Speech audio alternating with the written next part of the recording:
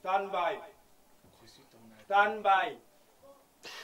21h à Yaoundé, mesdames, messieurs, bonsoir. Plaisir immense de vous retrouver une autre fois pour votre plateau panafricain Ouro Africa. Vous en avez l'habitude, chaque lundi, lorsque les 21h à Yaoundé au Cameroun, on refait justement cette actualité panafricaine avec, vous l'aurez compris, pour cadre de référence pour ce qui est des prochaines éditions jusqu'à ce que la présidentielle et les résultats soient connus. On restera au Cameroun, on évoquera le Cameroun, on évoquera la présidentielle. Et ce soir, nous avons nos projecteurs braqués sur deux protagonistes majeurs qui sont justement dans l'arène pour essayer d'en découdre avec le représentant champion candidat du RDPC. On va parler de ce ticket, Bello Bouba et justement Issa Chiroma Bakari. Tous les deux sont leaders des formations politiques. On parle de l'UNDP, on parle du FSNC. Et ce soir, on s'interroge, est-ce le Joe gagnant? Ce Joe gagnant qui est souhaité par une bonne frange justement de la classe politique camerounaise. Ce duo qu'on veut gagnant, qui voudrait justement faire bouger et même changer les choses. Ce duo qui a des propositions pour le peuple votant au Cameroun, est-ce qu'il peut être gagnant?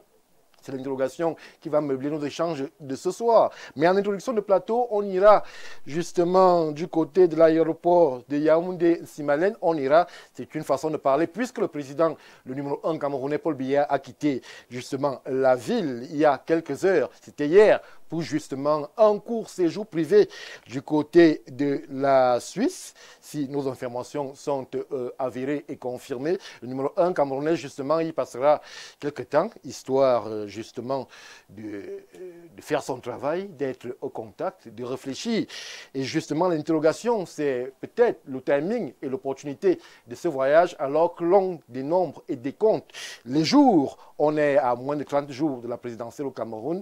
Est-ce opportun de prendre ce vol? On en parle juste en introduction de ce plateau de Ouro Africa. Une fois que je l'ai dit, merci d'être présent sur nos différentes plateformes. Info TV est sur Facebook, nous sommes sur YouTube, nous sommes sur WhatsApp. Vous aurez l'opportunité, mais surtout la possibilité d'échanger avec nous sur ce qui sera dit sur ce plateau. Une fois que je l'ai dit, une fois de plus, je prends la transition habituelle et je reviens tout de suite après pour la présentation des titulaires présents avec nous ce soir.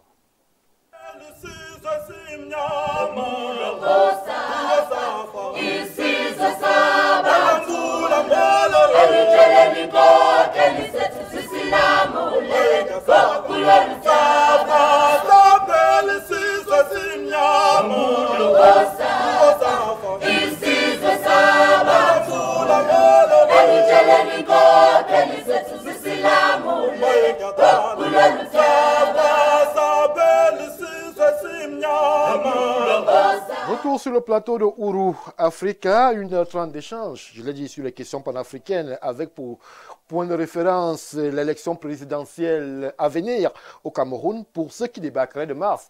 Je sais que vous êtes nombreux. Ce sera le 12 octobre 2025 que les Camerounais auront à faire ce choix décisif pour l'histoire de leur pays. Et justement, pour nous accompagner pour ce qui est de ce soir, ils sont quatre déjà en plateau avec nous. Je commence par ma droite proche. Jean de Dieu Evuna, vous êtes panafricain, vous êtes observateur des sciences sociales, vous êtes de la société civile, vous aimez bien souvent à le préciser, vous êtes sur le plateau de Ouro Africa, vous êtes un titulaire. Bonsoir et bienvenue. Bonsoir M. Mbaraga, bonsoir à vos millions de téléspectateurs, bonsoir aux copanélistes. Le bonheur est pour moi d'être parmi vous pour décortiquer les thématiques posées sur la table. Merci à vous, Jean de Dieu et Vouna. Ma gauche proche me renseigne de la présence d'un confrère, malgré un léger souci, un chat dans sa gorge. Timothée Somba, vous n'êtes pas encore KO avant le début des hostilités.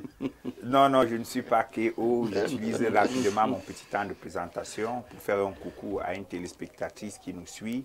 Elle s'appelle Madame Tolo Ekouda Madeleine Blanche. Bonsoir à tous nos millions de téléspectateurs, toute ma fraternité exprimée à mes copanélistes.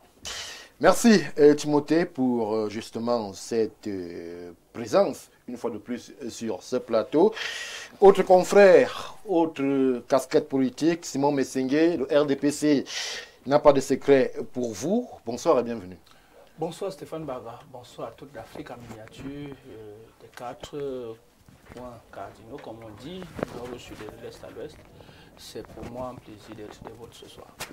Alors, Simon Messengue, je peux vous poser une question qui peut être périphérique, mais qui aussi peut être stratosphérique lorsqu'on est du milieu. Vous êtes journaliste. Comment est-ce que vous percevez justement l'ambiance dans le milieu à, je l'ai dit, moins d'un mois justement de l'élection présidentielle au Cameroun?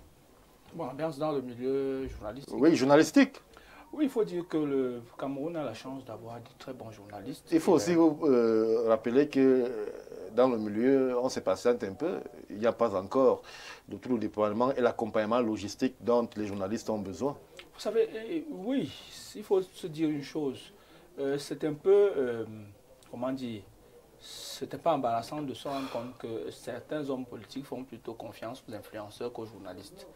Parce qu'en ce moment précis, on a plus besoin des personnes qui peuvent mieux présenter, mieux traiter les questions liées soit au bilan, soit notamment on appelle ça comment, soit au projet de société. Et parfois, on a l'impression qu'on fait plus confiance aujourd'hui aux influenceurs. Il faut le dire, le peuple camerounais a plus besoin, non pas de buzz, mais d'informations pour prendre des décisions cruciales. Je crois qu'au RDPC, ce n'est pas le cas, mais il faut dire aux uns aux autres qu'en ce moment, le journaliste doit être au cœur de l'opération. Merci Simon Messengue pour ce plaidoyer. En guise de rappel, le journaliste doit être au cœur et surtout être au cœur de l'affaire de la présidentielle. Le journaliste au Cameroun s'impatiente et attend aussi très certainement d'être reçu ou alors d'avoir à leur disposition un minimum d'accompagnement logistique et même trébuchant et sonnant qui leur permettrait d'être à la hauteur de ce rendez-vous historique qui est celui du 12 octobre 2025. Nous avons la chance d'avoir sur ce plateau le docteur Jean-Moïse Mbok. Il est le porte-parole du FSNC, du candidat président Chiroma, président du FSNC. Jean-Moïse Mbok, bonsoir, mais surtout bienvenue. Bonsoir Stéphane, respectueuses salutations à mes co-panélistes. Bonsoir à tout le top management d'Info TV et naturellement tous les téléspectateurs qui nous suivent ici et ailleurs. Simon Messengue me donne ici l'occasion de saluer tous les influenceurs qui font un travail excellent, un travail de constat, de recherche et de rendu. Apparemment, vous les préférez aux journalistes? On ne les préfère pas aux journalistes. Certains sont journalistes. Il ne faudrait pas qu'on en parle comme si c'était des parias de la société. Oui. Un influenceur, c'est aussi quelqu'un qui sait de quoi il parle et qui parle de ce qu'il sait. Donc nous, au FSNC, nous savons respecter toutes les valeurs, tous les talents, tout le potentiel dont regorge cette merveilleuse nation. Nous saluons naturellement les journalistes et qui font un excellent travail. Et vous savez que je suis chantre du respect des corps sociaux, dont notamment les journalistes. Et je tiens simplement à dire merci pour l'invitation que vous nous faites.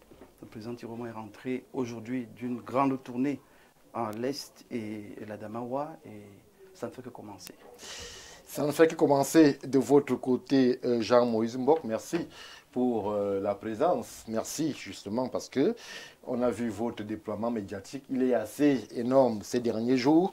Merci une fois de plus d'être parmi nous ce soir. Partagé. Une fois que je l'ai dit, mesdames, messieurs, je l'ai promis en introduction, on va dire un mot, juste un mot, quelques phrases sur ce départ vu et entendu du président Paul Biya du côté de la Suisse. Alors, Jean-Dieu Vouna, je commence par vous, en espérant être en parfaite symbiose avec ma réalisation pour quelques captures de ce départ du président Paul Biya. Comment est-ce que vous, en tant qu'acteur de la société civile et observateur, justement, avez-vous perçu ce départ du président Paul Biya?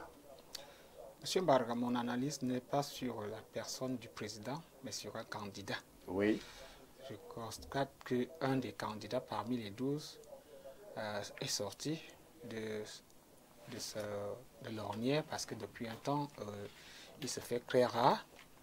Et au-delà de ce qu'on nous a souvent présenté sur les questions de pouvoir, de conquête de pouvoir, tout le décor, l'armada, la machine électorale, les campagnes qui commencent à abattre le plein et tout, il existe ce qu'on appelle la source du pouvoir. Vous allez constater que plusieurs candidats, certains vont à l'étranger, il n'est pas le seul, Cabral a fait un tour à l'étranger. Oui. D'autres en interne vont auprès des chefs traditionnels chercher leur soutien. Et j'insiste là-dessus. Il faut questionner le voyage en lui-même. Est-ce que c'est à la quête de la source du pouvoir? Parce que le pouvoir pour être président au Cameroun serait en Suisse. Même la Bible le dit. Hein. Jésus fait une illustration là-dessus. Il dit qu'un homme voulait se faire investir roi et il a fait un voyage. Pour la source du pouvoir. Dans les évangiles, Jésus le dit. Ce que je vous dis là est très, très important. Donc Genève pourrait être faiseuse de roi. Il existe toujours la source du pouvoir. Merci, Jean de Dieu. Et vous, ça peut être en interne, comme ça peut être en externe. Merci pour votre vision, source du pouvoir. Ça pourrait être un beau titre pour un roman, Timothée Essomba. Je me tourne vers vous. Alors, le numéro 1 camerounais a été aperçu en compagnie justement de quelques personnalités de premier plan du pays. Est-ce qu'on peut avoir l'analyse ou alors la lecture du journaliste quant à cette sortie, surtout que beaucoup au sein du landerneau politique camerounais questionnent le timing? On est, je l'ai dit, moins de 30 jours de l'élection présidentielle. Était-ce vraiment la priorité d'être hors du Cameroun à l'heure où justement des interrogations, quelques subsistent encore quant à justement tout ce qui entoure l'organisation de cet événement? Winston Churchill, paraphrasant Lord Ashton, estimait que les hommes politiques pensent à la prochaine élection et les hommes d'État pensent aux générations futures. L'une des spécificités du code électoral camerounais, c'est que le chef de l'État, fût-il candidat, a un mandat qui court jusqu'à la prestation de serment du futur chef d'État. Oui. Ça veut dire que les affaires publiques, les affaires d'État ne dorment pas. Les affaires d'État ne sont ni en dormance, ni en latence, ni en hibernation. Le président Paul Biya, qui continue d'incarner l'État, ne pense pas à la prochaine élection. Le grand homme d'État qu'il est, pense d'abord... Il ne pense pas à la prochaine élection, alors que nous sommes à moins de 30 jours. Stéphane Barga, à moins que vous ne vouliez mettre les mots dans ma bouche, vous m'avez posé une question. Allez-y. Je réponds. Paul Biya démontre par cette sortie que sa priorité n'est pas la prochaine élection. Sa priorité, c'est les affaires d'État, les affaires du Cameroun. Et Paul Biya, en le démontrant, aussi met en exergue et exalte le type d'appareillage politique dont il dispose. Il n'a pas besoin d'être un tribun énergique. Il n'a pas besoin d'être un harangueur de foule. Parce qu'une élection présidentielle ne se gagne pas seule. Elle se gagne avec des hommes. Elle se gagne avec un appareil. Quand vous voyez la sérénité qu'il dégage, si on décide de faire la sémiotique ou bien d'étudier son body language, vous comprenez que il va travailler pour le Cameroun parce qu'il est confiant et il sait que son appareillage politique est capable de gérer les affaires politiques, les affaires électorales. Les affaires électorales pendant que lui se concentre sur les affaires d'État. Dans le monde entier, des figures comme celle-ci, on n'en trouve plus. Et c'est ce qui me permet de lui rendre un grand hommage et à sa suite de rassurer les Camerounais de ce que ceux qui prédisent le chaos en 2025 auront tort très bientôt. Parce qu'en 2025, il n'y aura rien de plus que l'élection d'un président de la République et que le Cameroun va continuer sur son bon rail. Merci, merci Timothée Essomba. Simon Messengue, Président Paul Biya qui sort du pays. Sur le plateau, les avis divergent. Jean de Dieu Evouna, lui, parle d'une sortie en quête d'un réceptacle énergétique qui serait d'auteur de pouvoir. Genève, peut-être, on ne sait pas. Timothée Somba, lui, il voudrait rassurer quant à la superstructure, machine politique qui accompagne le RDPC, qui accompagne le président, justement, à l'orée de cette présidentielle-là. On parle donc du RDPC. Vous dites quoi au peuple camerounais qui s'interroge? Parce que lui aussi, il aurait bien aimé avoir un mot de son patron, du président. Mais le président a plutôt préféré aller d'abord du côté de Genève. Mais le président n'est pas encore en campagne. La campagne commence le 27, il me semble. Vous avez, à côté d'un homme d'État ou des hommes politiques qui s'agitent, l'appareil politique du président de la République est en train de mettre les petits plats dans les camps. Moi, je sors de Lobo.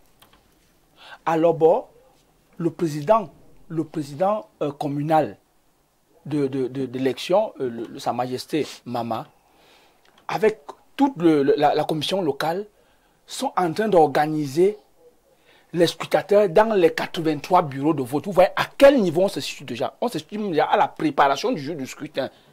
Donc, pendant ce temps, vous avez des cagnes qui circulent partout parce qu'ils n'ont pas été là. Ils ont fait 7 ans sans être là et se rendent compte aujourd'hui qu'ils peuvent faire le tour du Cameroun. Non. L'appareil politique, le RDPC est présent en ce moment. Est-ce que c'est l'appareil qui devrait séduire les Camerounais, le candidat ou le projet? Cette question, vous la posez, vous ne devez pas la poser maintenant. Que dit la loi? La campagne électorale commence 15 jours avant le jour du scrutin. Oui. Nous sommes à exactement 20 jours. Vous avez donc un homme d'État qui est en train de travailler pour son peuple, pour son pays. Maintenant, le jour de l'élection, le jour de la campagne électorale, posez-moi cette question. Il va arborer l'étoffe de son parti pour aller séduire l'électorat. Oui. Pour séduire l'électorat en présentant ce qu'il a fait, ce qui est en train d'être fait, et projeter ce qui doit être fait ensemble avec les Camerounais. Le président n'est pas un sophiste. C'est les sophistes qui parlent à longueur de temps, qui dénigrent, qui font ceci, ainsi. Non. Par respect pour le peuple camerounais et les institutions qu'il incarne, il y a des délais. Mais laissez les cagnes, laissez-les tourner. Nous avons 2 semaines. Oui. Et nous allons donc, nous irons sur le terrain. Merci. Et nous parlerons en ce moment-là. Merci Simon Messengue de nous avoir très bien fait sortir quasiment de la question. Jean-Moïse Mbok, je me tourne vers vous. Alors, vous, du côté de l'opposition, vous semblez observer cela avec beaucoup d'attention. Président Paul Biya qui justement quitte le pays. Monsieur Messengue a bien fait le calcul. On est à 25-26 jours de l'élection présidentielle. Il s'en va vers un voyage régénérateur, certainement du côté de Genève en Suisse. Ce n'est pas nouveau, me direz-vous, mais peut-être c'est le timing qui interpelle. Non, pas du tout. En fait, c'est un non-événement. C'est un non-événement parce que quelqu'un qui n'est jamais là, qu'on ne voit jamais, qu'on n'entend jamais, qu'on n'écoute jamais, qu'il est là, qu'il ne soit pas là, ce n'est pas trop un sujet. Moi, ce qui m'amuse un peu, c'est l'absence d'arguments que nos gens du RDPC ont en face. C'est-à-dire que dès qu'on dit président, il faut toujours qu'on aille chercher les autres qui n'ont rien à voir avec leur cuisine interne. Il faut toujours qu'on essaye de... Non, nous, FSNC, et naturellement dans tous les partis d'opposition aujourd'hui, on a compris que c'est de la vaine distraction. Oui. C'est inutile d'injurier une personnalité comme lui. Et là, je rejoins Dr Evouna. Nous sommes là sur des questions des besoins des Camerounais, des réalités sur le terrain. On a 30 millions de Camerounais qui observent et qui se rendent bien compte que c'est qu'ils viennent ou qu'ils soient là, c'est pas trop. Mais ça pourrait être un signe, un signe assez révélateur de la vacuité de votre présence. Si votre challenger estime que lui n'a même pas besoin d'être là à moins de 20 jours, ça veut dire que c'est se plier peut-être. En fait, pas plier, c'est pour nous, comme j'ai dit, c'est pas un sujet, c'est une autre forme de distraction. Forme de distraction pour essayer de vous amener dans un sujet qui ne grandit aucun Camerounais, qui ne pose pas le repas sur la table de quiconque, Oui. qui ne résout pas les problèmes sociaux. Non, c'est un non-événement. C'est-à-dire qu'aujourd'hui, nous sommes dans une réalité où nous sommes obligés d'aller parler aux Camerounais et leur dire, attention, c'est vous qui avez le pouvoir. Attention, c'est vous qui devez apporter le changement. Attention, les invectives, la méchanceté et les paroles difficiles. Oui. On prend plaisir à lancer aux autres. Ça ne nous concerne pas. Nous sommes droits dans nos pompes, nous avons une activité à mener. Et c'est ça, en fait, l'opposition depuis 2025.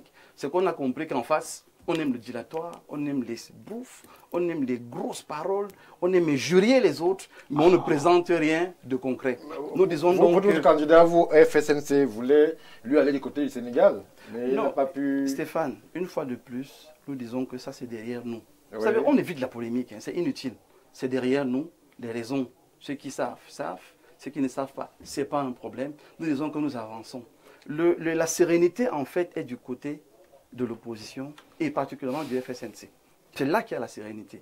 En face, on ne les juge pas. En fait, comme on dit au quartier, on ne les calcule même pas. Nous, on calcule les Camerounais, c'est eux qui nous intéressent. Oui. On calcule l'électorat, c'est eux qui nous intéressent. Vous ne nous verrez plus sur les plateaux en train de jurer. M. Biya est une gloire pour cette nation. Nous ne jurions plus les gloires. Mais vous avez injurié plus que tout le monde, M. Mbok. J'ai dit donc que nous ne jurions plus. Et je parle de François, s'il vous plaît. Je parle de français, s'il vous plaît. Ah, dilatoire, c'est une insulte. Dilatoire, c'est une insulte. Je ne savais pas. Vous me renseignez. Vous me renseignez. Donc, vous voyez, c'est ça la Mais quand il n'est pas une insulte, quand vous parliez, je ne vous ai pas interrompu.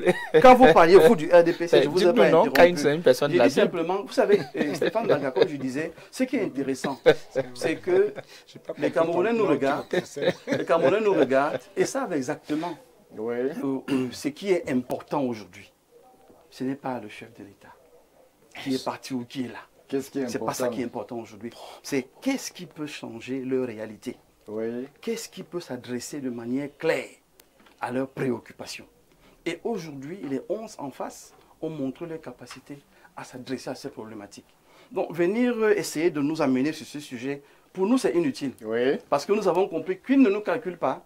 Nous aussi, on le respecte à distance. On n'a aucune envie de faire un commentaire déplacé pour qu'après on se mette à dire que oh, l'opposition est venue encore dire ceci sur le chef de l'État. Non, nous n'avons rien à dire sur cette situation. Les Camerounais sont libres, ils apprécient et on évolue. Nous sommes aujourd'hui sur un débat sérieux, les conditions de vie des Camerounais. Nous sommes en pleine rentrée. Hein. Certains parents n'ont pas encore vu les enfants à l'école. Certains, pour sortir Jean-Moïse, disent que vous êtes... C'est Cain, je ne sais pas trop ce que Simon Messengue, mais ces personnages qui se découvrent les vertus d'amour pour les Camerounais à justement un mois de l'élection. Pendant ce temps, on ne nous a pas beaucoup vu. Vous interpellez, interrogez sur la qualité de vie des Camerounais. Merci beaucoup. C'est maintenant que vous les aimez beaucoup? Si c'est à moi personnellement qu'on le dit, eux surtout, je vais rire. Parce que nous sommes comme anciens sur ce plateau. Et de la société civile, vous savez très bien quelles ont toujours été mes positions. Vous ne parlez pas de la société civile? Non. Vous portez la vision d'un candidat. Attendez, Stéphane. Oui. Je vous réponds. Moi, personnellement, j'ai toujours défendu la cause de ce peuple. Un candidat qui se positionne dans la même logique, je le suis tranquillement. Est-ce qu'il s'est positionné dans la même logique? Mais il est dans la logique. logique. Chiroma est sorti du gouvernement, ça ne fait pas 2 mois. Pourquoi? Est-ce qu'on l'a vu se préoccuper de la qualité de vie des Camerounais? Il est sorti pourquoi? Pendant qu'il était membre du gouvernement. Vous voyez, voilà quand il était membre du gouvernement, on sait très bien ce qu'il a fait. Et je vous ai dit, nous on ne bavarde pas. On a les documents, on les présente, on ne bavarde pas. Oui. Donc, son bilan dans les différents ministères où il est passé, il est connu, il est écrit. Je l'ai envoyé à certains de vos confrères qui sont assis ici. Au niveau de sa préoccupation pour les populations, Stéphane, il l'a dit, il l'a clairement dit. Son seul challenge, c'est le malheur des Camerounais. Et c'est ça qu'il faut traiter. Si maintenant, les autres veulent dire que pourquoi ce n'est que maintenant, eux qui ont fait 43 ans, qu'est-ce qu'ils ont fait? Donc, il ne faut pas qu'on rentre dans cette polémique-là, sinon on ne s'en sortira pas. Aujourd'hui, on a un candidat qui adresse les situations de la société. On a un candidat qui est droit dans ses pompes. Le président Chiroma est sur le terrain et il travaille. N'en déplaise à ceux qui estiment qu'on doit parler aux Camerounais. Nous respectons les Camerounais. Nous parlons avec eux. Et c'est pour sortir, qu'ils l'ont souvent dit ici, l'élection présidentielle, c'est la rencontre d'un homme et un peuple. C'est donc l'homme qui va vers le peuple et que ça énerve certains. C'est étonnant. Jean-Dieu Vouna, en 1 minute, ces candidats-là, et ces acteurs qui se découvrent un amour pour les populations à 1 semaine de l'élection. On ne dit pas que c'est le cas du président Chiroma ou du président Biya, mais c'est quand même surprenant. C'est surprenant, pourquoi pas, pour ceux qui... Vous êtes contre les populations pendant chaque temps, oui. Mais vous avez des gens qui subitement débarquent dans vos réunions, dans vos assemblées, pour vous vendre l'amour.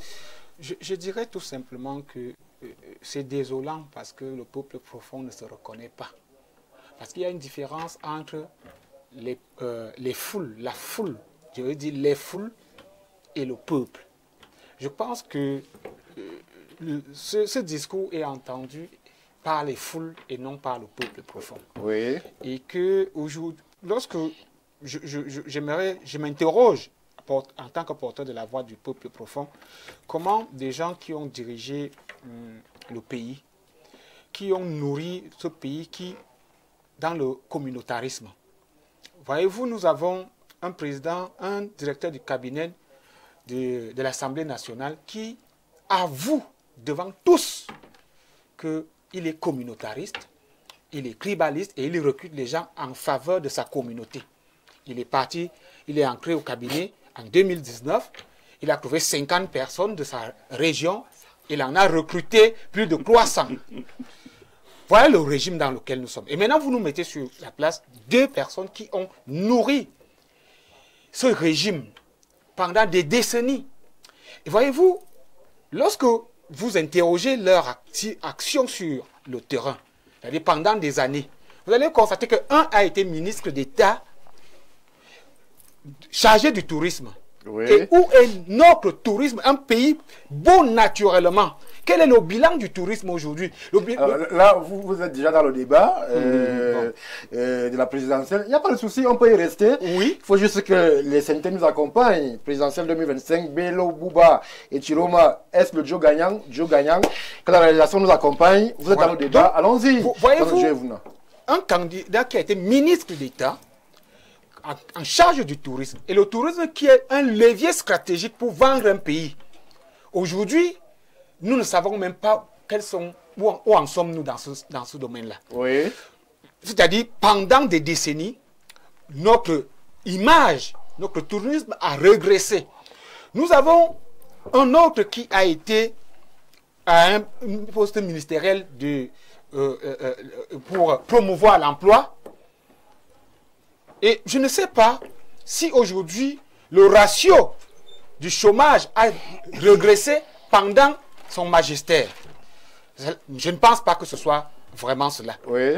Et ici, ce qui me touche encore, c'est que un pays comme le nôtre, qui a été conçu et construit par le néocolonialisme sur le repli identitaire, que je vois un de ces candidats promouvoir le communautarisme, une vidéo qui est en circulation où nous voyons carrément toute une région vers qui il va, je veux dire une communauté, il va vers cette communauté et cette communauté vient vers lui. Non, c'est lui qui est allé vers la communauté. D'une image dépend du lui, point de vue justement, il est allé vers cette communauté Oui. et le discours qui en ressort est un discours qui ne témoigne pas d'un quelconque changement. C'est-à-dire, c'est déplorable que dans cette vidéo, qu'on voit des Camerounais ne se réclamant pas de l'identité camerounaise, mais se réclamant de la communauté, aller vers un candidat et lui solliciter qu'il soutienne leur communauté. Oui. Donc nous sommes là dans une dynamique d'implémentation x7 du communautarisme que ce régime, que nous condamnons dans ce régime. Parce que savoir que un directeur du cabinet du président de l'Assemblée nationale, lors d'un discours officiel, déclare, ça veut dire que nos pays, toutes les administrations connaissent cette situation et vivent cette situation où le tribalisme est comme un cancer qui ronge nos administrations. Et aujourd'hui, savoir qu'un candidat, qu'on nous présente comme le candidat du changement. Mais de quel changement parle-t-on? Le changement de remplacer Biya par un autre qui viendra promouvoir le communautarisme et le tribalisme, ou alors le changement dont le peuple profond aspire et réclame, c'est-à-dire un changement alternatif où les Européens du néocolonialisme seront débarrassés totalement.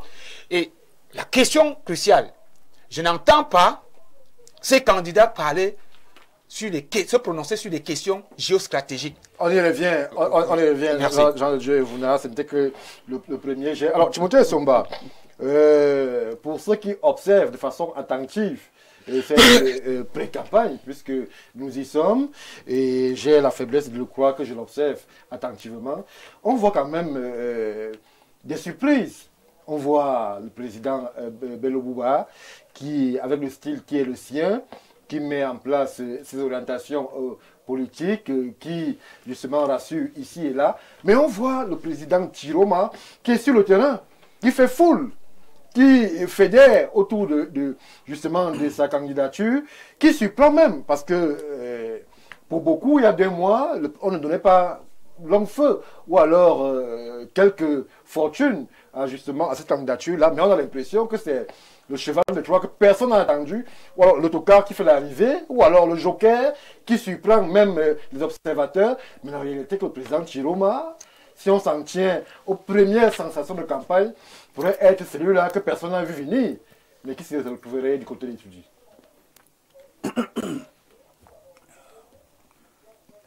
Nous, on a vu venir tout ça, Stéphane Barga. Et nous parlons de ça depuis un bon bout, sur vos plateaux et ailleurs. Le président Chiroma, de par son vécu, ne saurait être considéré comme un tocard. Par contre, on peut lui trouver d'autres qualificatifs qui justifient le fait qu'il fasse foule, bénéficiant d'un contexte, d'une conjoncture et d'une contexture politique qui sont favorables à ses pratiques, à ses manœuvres dolosives, à ses manœuvres de fourberie, à ses manœuvres d'enfoulement, d'ensauvagement des masses. C'est Issa Chiroma Bakari que vous parlez ainsi? Quand vous dites que Issa Chiroma Bakari fait consensus, il fait consensus autour de qui? Il fait consensus avec qui? Autour de son projet. On a vu et il a qui autour, pour le changement, il a qui autour de lui? Le désigner comme candidat. L'Union pour le changement est constituée de qui? Parce qu'il ne faudrait pas envoyer ces mauvais signaux aux populations. C'est la raison pour laquelle vous observez cette levée de bouclier au niveau des autres candidats. Vous avez 12 candidats. Oui. Le président Paul Biya fait consensus avec ses alliés, qu'on n'a pas besoin de citer. Cabral Libi a organisé des rencontres, il a ses alliés.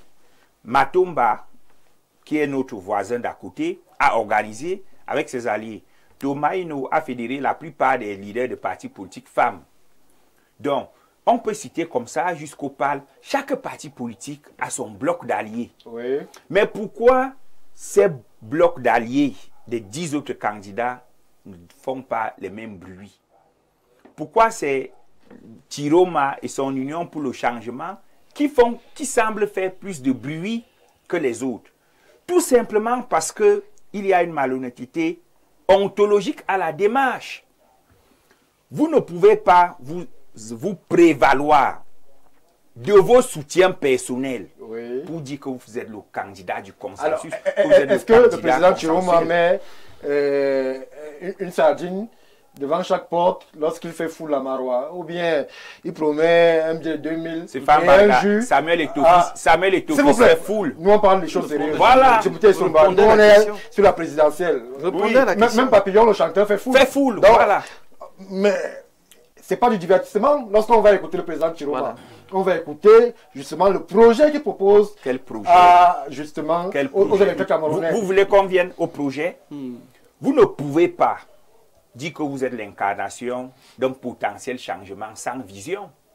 Vous ne pouvez pas avoir pour projet politique d'un pays sérieux comme le Cameroun la transition, avec pour seul cheval de bataille les grands chantiers formulés de façon très laconique, sans indicateur de mesure au niveau de la possibilité du timing de les mettre en place, au niveau qualitatif, au niveau du financement. Lorsque vous observez les meetings de M. Chiroma, vous voyez des meetings où nous sommes remplis de badauds, où nous sommes remplis de personnes dont on ne peut pas mesurer Vous avez fait la citoyenneté. Une étude sémiotique. Vous parlez... C'est Fambarga. Vous avez choisi un mot qui sied. Vous dites foule. Vous avez bien dit foule. Moi, j'ai couvert une réunion à Fumban il y a très peu de jours, qui était menée par le ministre Konjoya Zakaria, vous m'excuserez de le citer, avec les leaders des associations des femmes qui ont décidé de faire chorus autour de lui pour accompagner le président Paul Biya. Vous savez ce qui m'a marqué au cours de cette réunion? Non. Toutes ces femmes sont venues avec un outil de citoyenneté qui était la carte d'électeur. Ça veut dire que ce n'était pas une foule, mais c'était des électeurs. Vous ne pouvez donc pas demander sur un plateau que l'on mesure le potentiel victorial d'un candidat sur les éléments de foule. Par contre, on peut mesurer son potentiel de défaite à partir des indicateurs sérieux. Quels sont les indicateurs? Vous ne pouvez pas dire que vous êtes porteur du changement lorsque toute la grammaire de votre trajectoire se conjugue à l'aune de la versatilité, de l'inconstance, de l'instabilité, des trahisons. C'est au Camerounais d'en juger plus tard. Stéphane Barga, les Camerounais ne vont pas juger sur la base de la prestidigitation. Les Camerounais jugent comme nous. Je suis Camerounais, oui ou non? Sur pièce.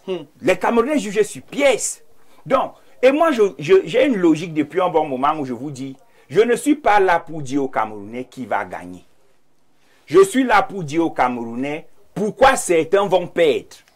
Vous voyez? Merci. Donc, si vous me permettez allez, chuter. Donc, lorsque vous dites que cette candidature fait foule et autres, la candidature qui doit faire foule est celle qui sera l'émanation des 11 candidats assis qui vont se décider d'accompagner un seul. Mais les gens vous disent qu'on fait la mutualisation des moyens, on forme les scrutateurs. Si vous êtes capable de former les scrutateurs pour 31 000 bureaux de vote sans que les Camerounais ne soient au courant de vos séminaires de formation, ça veut dire que vous êtes capable d'enrégimenter une rébellion. Parce que lorsqu'on forme les scrutateurs, c'est un événement qui se vit, qui se voit. Merci Timothée Somba. Merci. On est déjà le lexique qui est déjà assez rébellion, insurrection. C'est pas le lexique. Non, c'est pas ce que j'ai dit. Merci Timothée. C'est pour dire qu'ils nous vendent. On va comprendre. C'est pour dire qu'ils nous vendent de la fumée. Parce que quand vous formez 10 000 personnes, les Camerounais vont choisir. Voilà 10 000 personnes qui les Camerounais sont avertis, ils feront leur choix. Une analyse. Merci. C'est moi, Seigneur. Je me tourne vers vous. Alors, Bello Bouba, allié historique depuis 1992 du RDPC, Issa Chiroma, allié circonstanciel, malgré quelques dissensions, allié assez talentueux, qui a souvent porté la voix de ces régimes et même justement du président Paul Biya, mais qui claque la porte un mois, 2 mois avant l'élection présidentielle, et qui semble faire foule, qui semble fédérer autour de son personnage, autour de ses idéaux. On le voit très suivi lors de ces différentes descentes publiques. Est-ce que c'est celui que vous n'attendiez pas qui va certainement rabattre les cartes? Il faut que vous compreniez, pour que les téléspectateurs comprennent très bien, je vais parler d'une autre personne et ils comprendront le contraire. Il faut que vous compreniez. C'est un exercice très délicat que vous. Non, ce n'est pas délicat. Pourquoi délicat? Nous sommes dans un média sérieux. C'est pas délicat. Allons-y. Je suis en train de dire que vous avez suivi le porte-parole de Issa Chiroma, dit que l'international ne vaut rien. C'est lui qui l'a dit, mais c'est comme vous l'avez interprété. Oui, on a dit c'est un non-événement. Mais essayez de parler de vous. Son départ à lui écoutez, est un non-événement. Le départ de qui? Le départ du chef de l'État est un non-événement. C'est un candidat. Non, écoutez. Mais les candidats aussi, non, le départ de écoutez, je voulais dire ceci. Répondez à la question. Les candidats aussi. Je Ne vois parlez que pas de nous. Répondez à la question. J'ai suivi là que vous n'aimez Oh là pas là. parler quand les autres parlent. Mais Oh là, là je me là. rends compte que je vous ai sorti de vos non, gonds. ne m'indexez Je pas. voudrais dire Voilà. ceci. Vous savez très Je bien voudrais que dire je suis ceci. calme. S'il vous plaît, Jean-Marie. Je voudrais dire Mais ne laissez ceci. pas dire n'importe quoi. Non, je voudrais dire Ne ceci. pervertis pas mes propos. Je voudrais dire ceci. Qu'il reste Oh là là, sincère. Simon Messengue. Je prends les Simon téléspectateurs à Messengue. Simon témoin. Messengue. Vous avez dit Simon Messengue. le départ du chef de l'État est Pourquoi un ça vous plaît? non-événement. Pour nous, c'est un non-événement. Pour un citoyen, et ceux qui nous suivent savent que Mais attends, beaucoup de Camerounais vous le diront. les devoirs régaliens de l'État, brûler parmi les les mots des quatre gens. devoirs, il y a la diplomatie. Qui parle de diplomatie parle du rayonnement international. Est-ce que vous avez l'agenda de ce Mon Dieu, voyage? écoutez, Vous avez l'agenda de ce voyage? écoutez, pour la diplomatie. je n'ai pas besoin d'avoir Vous l'agenda moquez à du partir du Camerounais. moment où le plénipotentiaire Vous moquez d'un la État, à Cette partir du moquerie moment va s'arrêter. où... Mais est-ce qu'il peut rencontrer le président Macron par surprise? Pourquoi vous me maculez? Non, moi je vous Permettez-moi accuse pas. de parler. Vous nous ramenez sur Non. une communication. Écoutez, Je dis ceci. Ne t'énerve Je pas. dis ceci. Pause. Quand un chef de l'État quitte son pays, qu'est-ce qu'il fait? C'est le premier diplomate, il me semble. Ça ne peut pas être un non-événement, sauf pour les sophistes et les caïns. Réaliser la communication du DCC, Très c'est bien. une visite privée. Je dis ceci, Réaliser la communication, je vous dis, parler de peu importe, diplomatie. ce n'est pas parce que c'est privé, qui ne reçoit pas les hommes d'affaires, Non, qui ne événement, reçoit pas les personnalités du monde. Non, événement, C'est de ça dont monsieur. il s'agit de deux types de Parlez donc de diplomatie. ça. Alors C'est donc, ce que nous, on a je dit. crois que vous Parlez êtes de ça. encore à l'école, Merci. à On l'école apprend des tous les grands jours. hommes d'État. On apprend tous les jours. Acceptez-le. Je Ça, l'accepte. c'est la première des choses. Deuxième Oui. des choses, vous êtes en train de parler de deux types de partis politiques, de deux types de leaders. Premièrement, vous entendez des gens vous dire ils rengainent des foules. Nous, on vous dit ceci. Un parti, c'est pour ça que dans une analyse Ils n'ont rien à dire. S'il vous plaît. Non, non. Non, vous n'avez pas compétence sur ce plateau ou qualité pour définir qui est discret, qui Il non. nous discrète, Non, franchement. je n'accepterai pas ce terme-là sur ce plateau. Vous n'avez pas la capacité, en tant que panéliste, comme M. Messengue, de juger qu'il soit dans la distraction ou dans le sérieux. Il a son vocabulaire, il a sa pensée, il a son analyse. Vous-même, vous pouvez être un distracteur sur ce plateau. Vous accepterez qu'on vous le dise? Comme par exemple. Allez-y, M. Messengue. Merci beaucoup.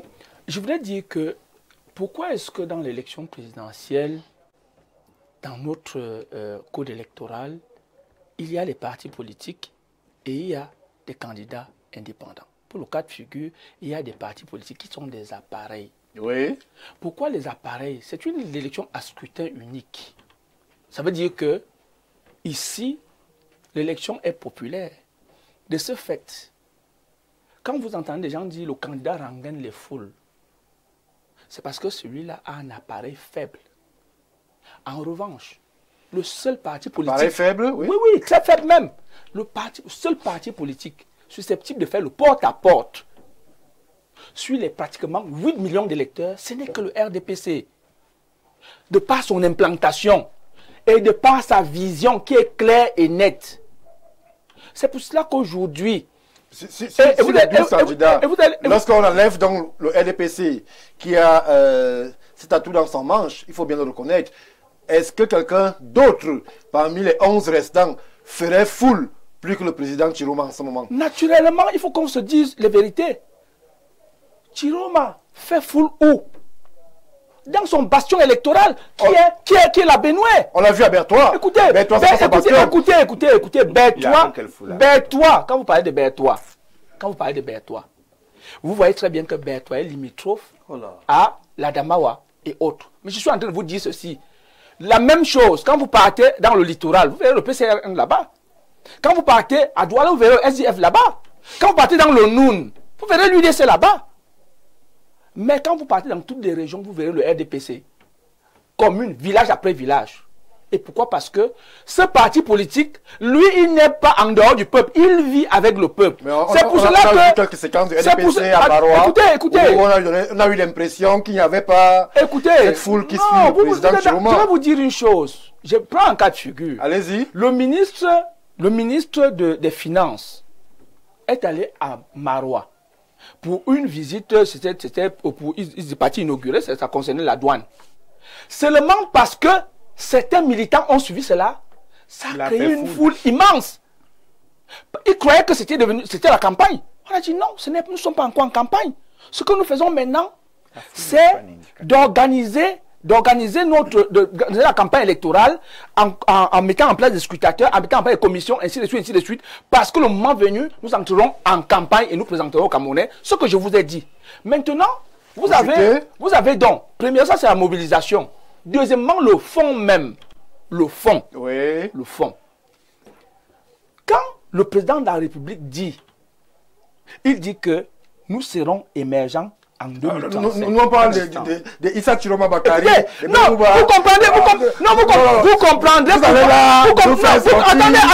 c'est pas. Vous comprendrez, je fais une comparaison, non? Vous comprendrez. Parce que Paul Biya, en parfait gestionnaire, fixe les bornes de sa gestion. Quelqu'un vient vous dire qu'on va créer des routes comme ça, on va faire ainsi de suite. On dit, ok, votre timing c'est lequel? Et comment vous allez vous y prendre? Quelle est la boussole? La boussole, on a eu 2 boussoles en 30 ans.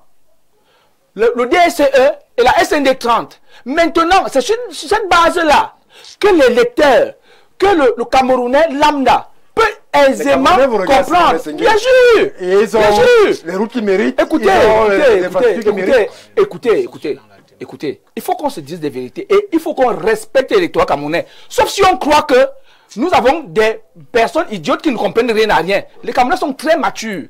Vous ne pouvez pas parler à quelqu'un sans lui fixer ce qu'on appelle une boussole, ce qu'on appelle un repère. Et dans le repère, on vous dit, voici ce que nous sommes amenés à faire dans ce gap de temps, et voilà dans secteur après secteur, voilà ce que nous sommes fait. Voilà là où on récupérera l'argent et autres. Donc c'est de ça dont il est question. On assiste à ce théâtre que les uns et les autres font. Et on leur dit, bon, dans les deux semaines à venir, on verra donc très bien comment les choses se font, très clairement, et le peuple camerounais va en juger. Jean-Dieu Vouna, je vais vous donner la parole et je prends les téléspectateurs à témoin. J'espère que ce que vous direz sera plus pertinent que ce que M. Messengue a dit sur ce plateau.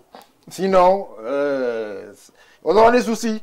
Parce que vous avez justement, piaffé d'impatience quand M. Messengue parlait. Je vous donne la parole et je prends les Camerounais à témoin. J'espère que ce que vous direz sera vraiment important. Je rappelle la thématique présidentielle 2025, Bello Bouba et Chiroma, le dieu gagnant. C'est d'eux qu'on parle ce soir. Et uniquement, que ce soit en bien ou que ce soit en mal. Il ne faut pas nous sortir pour nous amener sur les territoires qu'on connaît déjà, les marécages, où il y a trop de sable mouvant et où le peuple s'est enfoncé et il a disparu.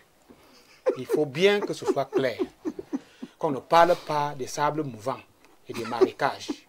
On parle de 2 personnages à qui moi, en tant qu'acteur de la société civile, je voudrais qu'ils nous disent, et on a un représentant ici. Pourquoi? Parce que quand nous parlons de ces 2 personnalités, j'aimerais savoir quelle est leur vision géopolitique à l'ère où nous sommes aujourd'hui en train de parler de la multipolarité. C'est des questions sur lesquelles le peuple se pose. Parce qu'il faut quand même l'avouer, le candidat sortant a un cheminement géopolitique considérable. Mais maintenant, quand on nous parle aujourd'hui de ce Dieu, depuis qu'ils sont là, je n'ai jamais entendu leur sortie sur des questions stratégiques, même sur le plan de la sous-région Afrique centrale, même sur le plan panafricain et panafricaniste, encore moins sur des questions économiques, sur le plan économique, des questions économiques globales, et même sur l'idéologie, parce qu'aujourd'hui le monde, sur le plan géopolitique, se focalise sur des blocs. Quel bloc Issa Chiroma entend nous mener, puisque pendant 42 ans, nous connaissons où est-ce que nous avons été sous la bannière de la politique néolibérale, qui ne nous a pas considérablement apporté un développement conséquent. Sur le plan idéologique et sur le plan stratégique, nous avons d'abord été les non-alignés. Oui. D'abord. Non. Voici la phrase du candidat sortant. le Cameroun n'est la chasse gardée de personne. Ça veut dire que nous n'avons jamais été... C'est-à-dire, il n'est la chasse gardée de personne. Nous avons vu ces revirements ces dernières années. Nous savons clairement que le Cameroun a considérablement évolué dans cette position, par rapport à cette position-là. Mais maintenant, ce qui m'intéresse en tant qu'acteur de la société civile, c'est de savoir où est-ce que le président Chiroma, le président Bello, nous mène au niveau géostratégique et géopolitique. La question du franc CFA, la question de l'économie globale, qu'est-ce qu'ils disent? Parce que c'est ça qui influence la gouvernance interne. Tout à fait. Au niveau et qui suscitera des répercussions sur le plan du panier de la ménagère du peuple.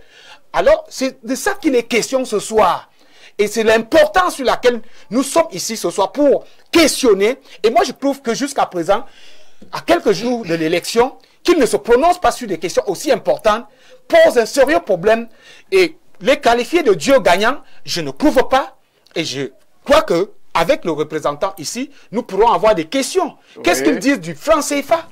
Parce que jusqu'à aujourd'hui, le candidat sortant a quand même mené au niveau de la sous-région une sous-région qui est restée en tant que leader paradoxalement un peu stable. Et sur le plan économique, la CEAC a pris quand même forme sur certains plans.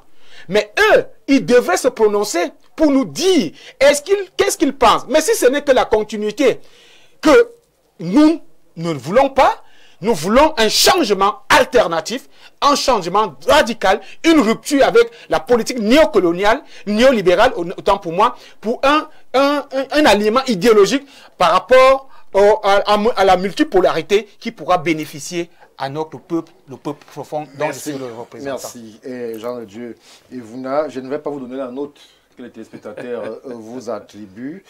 Je vous laisse face à votre conscience dans ce petit duel qui vous concernait, vous et justement Simon Messengue du RDPC. Alors, je me tourne vers vous, Timothée Somba. On va de façon équilibrée, Jean-Moïse Mbok. Ils ont déjà parlé? Non. Ils n'ont pas encore parlé.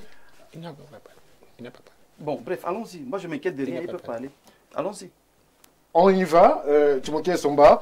Je reste avec vous. Les visions des présidents Chiroma et Bello sur certains points semblent méconnus. C'est ce que l'acteur de la société civile nous révèle sur le plateau concernant justement la question de souveraineté, de panafricanisme, de visions stratégiques, d'idéologie même à l'international. Mais sur certains aspects, leurs visions sont connues. Ils sont contre le régime du président Biya. Ils estiment qu'il y a trop de souffrance, notamment dans le Nord. Ils estiment que le pays est mal gouverné, qu'il n'y a pas une juste redistribution des biens. Est-ce que, rien que sur cette présentation et sur justement ces actes-là, on pourrait leur accorder une once de crédibilité en y ajoutant le fait qu'ils aient démissionné? Parce que certains ne démissionnent pas et continuent justement jusqu'au bout. Eux, ils ont démissionné, ils ont choisi une voie autre. Est-ce que cet acte-là pourrait justement gonfler leur crédit qui est gonflant à l'orée de cette présidentielle? Stéphane Barga, le fait pour quelqu'un de démissionner ne l'absout pas de son échec. Vous citez un duo qui pour l'instant n'en est pas un, oui, mais il y a quand même des accointances dont le champ lexical est le champ lexical de l'incompétence des deux. Je ne vais pas revenir sur tout ce que Jean de Dieu a dit sur la question du tourisme au Cameroun. Mais si on prend l'autre aspect, c'est l'aspect d'un porte-parole qui a passé le temps à dire plusieurs fois des contre-vérités aux Camerounais. L'autre aspect, c'est l'aspect d'un président de parti politique qui antidate des documents pour donner l'impression que son secrétaire général démissionnaire a plutôt été exclu. L'autre aspect, c'est quelqu'un qui dit que dans la rupture, et là ça concerne encore les deux, mais donc tout le personnel politique qui a été nommé à des fonctions de direction au sein de leur ministère n'a pas démissionné. Vous voyez ce qui se passe à l'UNDP en ce moment. Oui. La base qui exige au président Bello que ses secrétaires d'État ministres démissionnent. C'est la même alors, chose. Timothée Somba, puisque nous faisons l'émission pour les téléspectateurs, et nous avons la chance d'avoir justement le porte-parole du président Issa Chilombo Bakary sur ce plateau, on va... Parce que Info TV, nous sommes au cœur de l'information lorsqu'on parle de la présidentielle. On ne va pas relayer justement une contribution, mais poser une interrogation. Est-ce que vous, qui êtes au cœur de l'appareil Chiroma, vous êtes au courant de cette annonce? Ça va permettre à ce qu'on puisse tuer une fois le fake news et la rumeur malveillante, que le vice-président de l'UNDP, Mongelion, Diabela, aurait, je mets des gros guillemets, présenté sa démission à Bello Bouba Mayari pour rejoindre Issa Chilombo Bakary dans les prochains jours. Vous êtes au courant de cette annonce-là? Tout à fait. Elle est avérée? Sa démission est avérée. Maintenant, le ralliement avec le FSNC est en train de se construire. Sa démission est avérée, elle est vraie. Vous n'avez pas peur que cela puisse s'apparenter à un coup bas, à un potentiel allié? Enfin, je prends la parole. Non, je ne veux même pas donner la parole. Bon, c'est juste question je vous confirme. Oui, je vous confirmez que c'est qu'il y a une démission, effectivement. Allez-y, Timothée Somba. Sauf que cette manière de faire me fait perdre le fil de mes idées. Vous n'êtes pas... Non. Vous avez dit que c'est difficile. Ce n'est pas que c'est difficile. Parler aux Camerounais, c'est compliqué pour eux. Nous, lorsque nous venons pour prendre la parole, les idées sont bien agencées. Le message d'un téléspectateur aurait pu être lu après ma prise de parole. Parce que j'étais sur une lancée que vous avez cassée. C'est la deuxième fois. Moi, je n'ai même pas encore parlé. Non, là... Pourquoi tu t'inquiètes? Je ne suis pas inquiet. Calmement, mon Docteur frère. Mbok, il ne s'agit pas d'un duel. Nous parlons aux téléspectateurs. Alors, j'étais en train de démontrer les éléments pour lesquels celui dont vous dites qu'il fait foule ne peut justement pas incarner une quelconque victoire. Parce que voyez-vous, les Camerounais ne sont pas dupes. Tout ce qui se passe, les Camerounais le vivent, les Camerounais le sentent, les Camerounais le voient. Lorsque vous êtes un candidat qui dit avoir démissionné du gouvernement et que tous les gens que vous avez nommés aux fonctions de direction au ministère de l'Emploi et de la Formation professionnelle, délégués régionaux, délégués départementaux, sont encore tous en fonction, vous allez incarner quel changement? Il y a l'habitus, ce que Pierre Bourdieu appelle l'habitus, l'ensemble. Mais qu'est-ce que vous appelez changement, Stéphane Barga? Quand vous dites changement, rupture, parce qu'il n'y a pas de changement sans rupture. Vous ne pouvez pas être des porteurs de changement alors que dans vos cortèges, vous roulez avec les véhicules administratifs pour battre campagne. Moi, j'aimerais poser une question simple. Est-ce que tous ceux qui ont été nommés par le président Chiroma au ministère de l'Emploi et de la Formation professionnelle, c'était des membres du FSNC? Je n'ai pas dit tous qui ont été nommés. J'ai dit ceux qu'il a nommés. Et que moi, en tant que journaliste, je connais, n'ont pas démissionné, ne veulent même pas entendre parler de démission. C'est le cas aussi à l'UNDP. Mais c'est vous qui avez formulé le thème. Non, on n'a pas ça au FSNC, s'il vous plaît. Il y a ça au FSNC. Le délégué départemental du ministère de l'Emploi, du l'Homme et Djirem, qui est du FSNC, n'a pas démissionné. Pourtant, il était le premier à contester même la légitimité interne de la candidature de Chilombo en disant que les textes du parti n'avaient pas été respectés.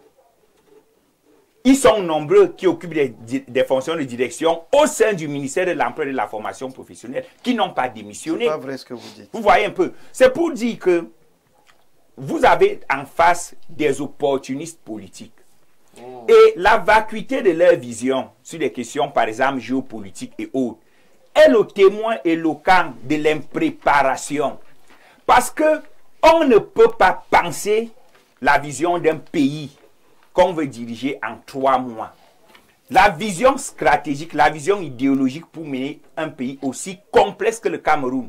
Le cœur du golfe de Guinée ne se pense pas à 3 mois. Elle se pense au moins en 7 ans. Et c'est la raison pour laquelle, et là je prends M. Chiroma lui-même au mot, je ne prends pas M. Mbok au mot. Parce que M. Mbok est le porte-parole, mais M. Mbok n'est pas Chiroma. La preuve en est que celui qui en foule les foules, ce n'est pas M. Mbok. Donc, je prie M. Mbok de m'excuser. Peut-être j'ai un ton un peu dur, mais il ne s'agit pas de vous, M. Mbok, il s'agit du candidat Chiroma. Qu'est-ce que Chiroma dit de moi.